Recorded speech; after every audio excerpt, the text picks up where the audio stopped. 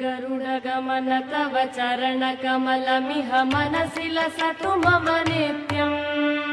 गरुडगमन तव चरणकमलमिह मनसि लसतु मम नित्यम्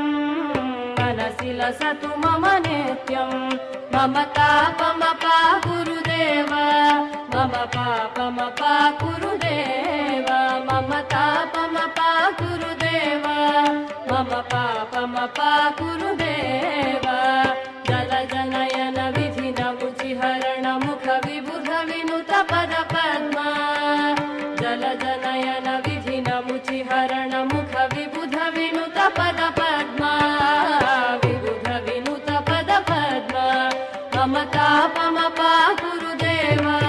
मम पापमपा गुरुदेव मम तापमपा गुरुदेव